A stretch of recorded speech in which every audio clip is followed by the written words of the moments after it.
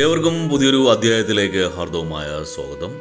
ഈ അധ്യായത്തിൽ നമ്മൾ വിശകലനം ചെയ്യുന്നത് തിരുവോണം നക്ഷത്രക്കാരുടെ 2024 ആണ്ട് സെപ്റ്റംബർ ഒക്ടോബർ മാസങ്ങളിലെ ഗുണദോഷ ഫലങ്ങളാണ്. ഞാൻ ആദ്യമായി ഒന്ന് പറഞ്ഞോട്ടെ, ഇത് തിരുവോണം നക്ഷത്രക്കാരുടെ പൊതുവായ ഫലമാണ് നമ്മളോട് വിശകലനം ചെയ്യുന്നത്. നിങ്ങൾക്ക് ഓരോരുത്തർക്കും വ്യക്തിഗത ഫലം ലഭിക്കുന്നതിനായിട്ട് നിങ്ങളുടെ ജാതകം ഒരു ഉത്തമനായ ജ്യോതിഷിയെ കാണിച്ച് രാശി ചിന്തനം നടത്തി മുന്നോട്ട് പോകുന്നതായിരിക്കും എന്തുകൊണ്ടെന്നുള്ളത്. ഇനി പൊതുവായ ഫലത്തിലേക്ക് വരാം. ഈ തിരുവോണം നക്ഷത്രക്കാർക്ക് ഈ 2024 സെപ്റ്റംബർ ഒക്ടോബർ മാസം ഗുണദോഷ സമ്മിശ്രമായിട്ടാണ് കാണുന്നത്. ഇതിൽ നിങ്ങൾക്ക് എടുത്തു പറയേണ്ടത്, നിങ്ങൾക്ക് സ്ഥലം സ്വന്തമാക്കുന്നതിന്, അതായത് പ്രോപ്പർട്ടി വാങ്ങുന്നതിന് കാലതാമസം നേരിടേണ്ടതായിട്ട് വരും. പുതിയ പ്രോപ്പർട്ടി വാങ്ങാനൊക്കെ ഉദ്ദേശിച്ചിരുന്നവർക്ക് അകാലമായ അല്ലെങ്കിൽ അകാരണമായിട്ടുള്ള ഒരു തടസ്സം നേരിടാനുള്ള സാധ്യത കാണുന്നുണ്ട്. മറ്റുള്ളവരുടെ സാമ്പത്തിക ബാധ്യതകൾ മനഃപൂർവ്വം ചെന്ന് ഏറ്റെടുക്കരുത്.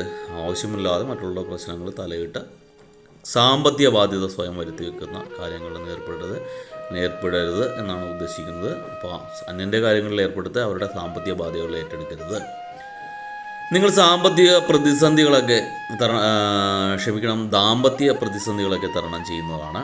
കുറച്ച് നാളുകളായിട്ട് ദമ്പതിമാരൊക്കെ പൊരുത്തക്കേടിലൊക്കെ ജീവിച്ചിരുന്നവരൊക്കെ ചില ആൾക്കാരുടെയൊക്കെ ഇടപെടൽ കൂടി അടുത്ത് വന്ന് ഒന്നിച്ച് സന്തോഷകരമായിട്ട് ജീവിക്കാനുള്ള സാധ്യതകൾ കാണുന്നുണ്ട്. നിങ്ങൾക്ക് ആത്മധൈര്യം കൂടുതലായിട്ട് കാണുന്നൊരു സമയമാണ്. മനസ്സൊക്കെ ഒന്ന് ഉഷാറായിട്ട് ഊർജ്ജസ്വലമായിട്ട് മാറുന്നതാണ്. നിങ്ങൾ ഈ നാൽക്കാലികളിൽ നിന്നൊക്കെ ധനലാഭം കാണുന്ന ആൾക്കാർ, അല്ലെങ്കിൽ കൃഷിയിൽ നിന്നൊക്കെ ധനലാഭം പ്രതീക്ഷിക്കുന്നവർ, വരുമാന മാർഗം കണ്ടിരിക്കുന്നവർക്കൊക്കെ ഗുണകരമായ ഒരു സമയമാണ്. നാൽക്കാലിൽ നിന്നൊക്കെ ധനലാഭം ഉണ്ടാകുന്നതാണ്. കൃഷിയിൽ നിന്നൊക്കെ മെച്ചപ്പെട്ട വരുമാനം ഉണ്ടാകുന്നൊരു സമയമാണ്. നിങ്ങളുടെ സാമ്പത്തിക സ്ഥിതി തീർച്ചയായിട്ടും മെച്ചപ്പെടുന്നൊരു സമയമാണ് ഈ സെപ്റ്റംബർ ഒക്ടോബർ മാസം. നിങ്ങളുടെ കുടുംബത്തിൽ മംഗളകർമ്മങ്ങളൊക്കെ നടക്കാനുള്ള സാധ്യത കാണുന്നുണ്ട്. വന്നു ചേരുന്ന അവസരങ്ങളൊക്കെ നിങ്ങൾ വേണ്ട വിധം ഉപയോഗിച്ചില്ലെങ്കിൽ പിന്നീട് ദുഃഖിക്കേണ്ടതായിട്ടൊക്കെ വരും. നിങ്ങൾക്ക് ഗുണകരമായ ഇഷ്ടംപോലെ അവസരങ്ങളൊക്കെ വന്നു വിടുന്ന സമയമാണ്. കൃത്യമായിട്ടതൊക്കെ ഉപയോഗിച്ചില്ലെങ്കിൽ നിങ്ങൾക്ക് ദുഃഖിക്കേണ്ടതായിട്ടൊക്കെ വരും. വസ്തു സംബന്ധമായ കൊടുക്കൽ വാങ്ങലുകൾ നടക്കാനുള്ള സാധ്യത കൂടുതലായിട്ട് കാണുന്നതാണ്. നിങ്ങൾ സാമ്പത്തിക ക്രമക്കേടുകൾ ഉണ്ടാകുവാനൊക്കെ ഇടയുണ്ട്. നിങ്ങൾക്ക് സാമ്പത്തികപരമായിട്ടൊക്കെ ബിസിനസ്സിലൊക്കെ ആയിക്കോട്ടെ, അതിലൊക്കെ ചെറിയ ക്രമക്കേടുകളൊക്കെ വന്നു പെട്ടാനുള്ള സാധ്യത കൂടുതലാണ്. അത് കാരണം മാനസികാവസ്ഥ കുറച്ച് മാറാനുള്ള സാധ്യതയുണ്ട്. ബിസിനസ് നടക്കുന്നവർക്ക് ഇച്ചിരി പ്രഷറൊക്കെ കൂടാനുള്ള സാധ്യതയുണ്ട്. സുഹൃത്തുക്കളുടെ സഹായം ലഭിക്കുന്നൊരു സമയമാണ്. സുഹൃത്തുക്കൾ താങ്ങായും തുണലായും ഒക്കെ നിങ്ങളുടെ കൂടെ ഉണ്ടാകുന്നൊരു സമയമാണ്. മനസ്സിനും ശരീരത്തിനും സദാ ഒരു അസ്വസ്ഥത കൂടി വരുന്ന സമയമാണ്. പ്രത്യേകിച്ച് ഈ ഒക്ടോബർ മാസമൊക്കെ ആകുമ്പോൾ മനസ്സും ശരീരവും അസ്വസ്ഥമായിക്കൊണ്ടിരിക്കുന്നൊരു സ്ഥിതിവിശേഷം നിങ്ങൾക്കുണ്ടാകുന്നതാണ്. നിങ്ങൾ ഭക്തി മാർഗത്തിൽ അധിക ശ്രദ്ധ ചെലുത്തുന്നത് ഗുണകരമായിട്ട് മാറുന്നതാണ്. നിങ്ങൾക്ക് മനസ്സിനൊക്കെ ഒരു ഉന്മേഷം കിട്ടുന്ന സമയമായിരിക്കും. ഭക്തിമാർഗത്തിൽ മെഡിറ്റേഷനൊക്കെ സ്റ്റാർട്ട് ചെയ്താൽ, ധ്യാനമൊക്കെ തുടങ്ങിയാൽ.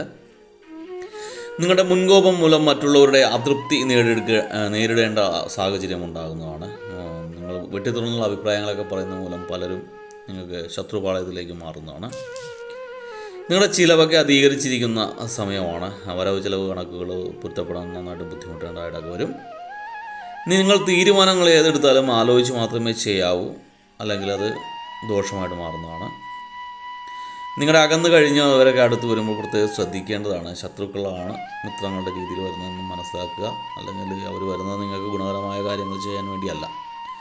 മനസ്സിൽ പ്രതികാര ബുദ്ധിയോടുകൂടിയായിരിക്കും ഈ അകന്നു നിന്നവരൊക്കെ വരാൻ സാധ്യത. അതുകൊണ്ട് ശ്രദ്ധിക്കണം. നിങ്ങളുടെ നീതിപൂർവമുള്ള സമീപനത്താൽ സർവ്വകാര്യ വിജയം നിങ്ങൾക്ക് നേടിയെടുക്കാൻ സാധിക്കുന്നതാണ്. ന്യായത്തിൻ്റെ പക്ഷത്ത് നിൽക്കുന്നതുകൊണ്ട് തന്നെ വ്യക്തികളുമായിട്ട് ഊഷ്മളമായ ബന്ധം നിങ്ങൾക്ക് ഉണ്ടാകുന്നതും കൂടിയാണ്. നിങ്ങൾ സഹോദരങ്ങളുടെ ഉന്നമനത്തിന് വേണ്ടി പ്രയത്നിക്കുമെങ്കിലും അവരുടെ പെരുമാറ്റമൊക്കെ തീർത്തും മോശകരമായി ആയിരിക്കും. അത് നിങ്ങൾക്ക് മനോവിഷമമൊക്കെ ഉണ്ടാകും. അശ്രാന്തമായ പരിശ്രമം മൂലം നിങ്ങൾ പ്രതികൂല സാഹചര്യങ്ങളെയൊക്കെ തരണം ചെയ്യാൻ സാധിക്കുന്നൊരു സമയമാണ്. നിങ്ങളെല്ലാം തുറന്നു പറയുന്ന മൂലം മറ്റുള്ളവരെ അതൃപ്തി സമ്പാദിക്കാനുള്ള സാധ്യത ഏറ്റവും കൂടുതലായിട്ടുള്ള സമയമാണ്. അതുകൊണ്ട് എല്ലാവരോടും നമ്മൾ ഈ മോശം സാധനമാണെങ്കിലും സ്വർണ്ണ കടലാസിൽ പൊതിഞ്ഞ് കൊടുക്കണം എന്ന് കേട്ടിട്ടില്ലേ? പറയേണ്ടതാണെങ്കിൽ മാത്രം നയചാതുര്യത്തോടുകൂടി മാത്രം കൺവീൻസ് ചെയ്യാൻ വേണ്ടി മാത്രം പറയുക. അല്ലാതെ മറ്റുള്ളവരെ നമ്മൾ ഉപദേശിച്ച് വഴിക്ക് നടത്താം എന്നൊക്കെ രീതിയിൽ സംസാരിച്ച് ഒരു അധികാരഭാവത്തിലൊക്കെ സംസാരിച്ച് വെറുതെ മറ്റുള്ളവരുടെ വെറുപ്പ് സമ്പാദിക്കാവുന്നേ ഉള്ളൂ. കഴിയാവുന്നതും മൗനം വിദ്വാനുഭൂഷണം. അതാണ് നിങ്ങളുടെ ഈ മാസത്തെ മൊത്തം ഫലം. മൗനമായിട്ടിരുന്നാൽ ശത്രുവുമില്ല മിത്രവുമില്ല, കുഴപ്പമില്ലാണ്ട് പോകും. അപ്പോൾ എന്തായാലും നിങ്ങൾക്ക് ശിവഭഗവാന്റെ കാരണം വേണ്ട സമയമാണ്. നിങ്ങൾ തിങ്കളാഴ്ചയും ശനിയാഴ്ചയൊക്കെ ശിവക്ഷേത്ര ദർശനം നടത്തുക. കൂളമാല സമർപ്പിക്കുക, കൂള ഇല സമർപ്പിക്കുക, വില്ലുപത്രം കൊണ്ട് മന്ത്രാർച്ചന നടത്തുക. അതോടൊപ്പം തന്നെ ധാര നടത്തുക, പുറകിൽ വിളക്ക് നടത്തുക ഒക്കെ ചെയ്തു കഴിഞ്ഞാൽ ശിവഭഗവാന്റെ കൃപാകർഷത്തിന് പാത്രമാകാൻ സാധിക്കുന്നതാണ്. അതോടൊപ്പം തന്നെ വ്യാഴാഴ്ചകളിൽ നിങ്ങൾ മഹാവിഷ്ണു ക്ഷേത്രം സന്ദർശിച്ചിട്ട് മഹാസുദർശന മന്ത്രാർച്ചന, ഭാഗ്യസൂക്ത മന്ത്രാർച്ചനയൊക്കെ നടത്തുന്നത് ഗുണകരമായിട്ട് ഭവിക്കും. എന്തായാലും കാര്യങ്ങളൊക്കെ വളരെ രമ്യമായിട്ട് പോകട്ടെ എന്ന് പ്രാർത്ഥിക്കുന്നു. ഭഗവാന്റെ കാരണത്താൽ സന്തോഷകരമായൊരു മാസമായി മാറട്ടെ എന്ന് ആശംസിച്ചുകൊണ്ട് നിർത്തുന്നു. വീഡിയോ ഇഷ്ടപ്പെട്ടാൽ ലൈക്ക് ചെയ്യുക. തുടർന്നുള്ള മാസങ്ങളിലെ വീഡിയോ കൃത്യമായി ലഭിക്കുന്നതിനായിട്ട് ചാനൽ സബ്സ്ക്രൈബ് ചെയ്തിട്ടില്ല എങ്കിൽ സബ്സ്ക്രൈബ് ചെയ്യുക. ഒരിക്കൽ കൂടി നന്ദി പറഞ്ഞുകൊണ്ട് നിർത്തുന്നു. നന്ദി, നമസ്കാരം.